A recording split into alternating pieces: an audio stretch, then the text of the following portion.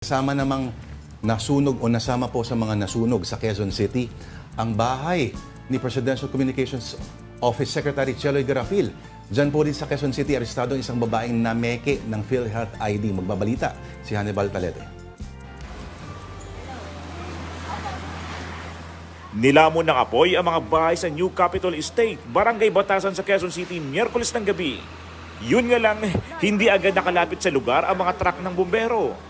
Nakaresponde naman agad tayo, kaso sa sobrang traffic, hindi agad na nakarating. Tumagal ng halos 2 oras bago dineklarang fire under control ang sunog. 3 bahay ang natupok, kabilang ang bahay ni Presidential Communications Office Secretary Cheloy Garafil. Isang duplex po yon, 2 pamilya, at yung katabi po ay medyo nadamay, partially burned po. Nagtamo naman ng paso sa mga kamay ang isa sa mga nasunugan. Iniimbestigahan pa ang mitsa ng apoy.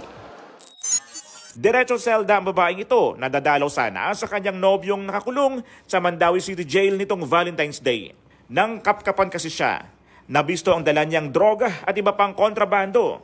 Ito ay nakalagay sa isang kondom, tapos ang naglalaman po ito ng plastic sachet containing white crystalline substance, at saka cellular phone na Samsung, at saka 7 strips ng tin foil at 2 tobacco leaves. Nilagay nito siya sa kanyang private part. Paliwanag umano ng babae. Natakot daw siya dahil may tumawag at pilit na pinadadala ang kontrabando.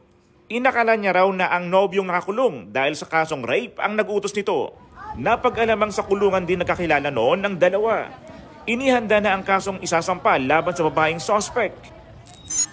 Arestado naman ang 42 anyos na babaeng ito sa entrapment operation ng PNP Anti-Cybercrime Group sa Barangay Tagumpay sa Quezon City. Namimeke raw ang suspect na si Maria Trinidad de Castro na mga PhilHealth ID at ibinebenta online sa halagang 500 piso kada isa. On the part ng suspect, pinapagawa lang naman niya siguro sa iba yan. Nag-middleman siya, or yung ginagawa niya, kumukuha siya ng information, binibigay niya doon, tapos ipapaprint niya. Yun ang gusto naming hanapin. Yun ito talagang printing.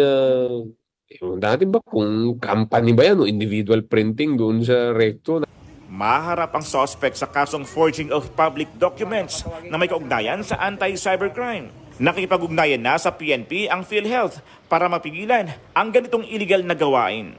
Babala rin ng mga pulis sa mga ayaw tumigil. Meron pong anti-cybercrime group na tumitingin din po. Para bang nagpapatrolya po kami sa internet. Talagang uhulihin po namin kayo. Ako si Hannibal Talete para sa 1PH.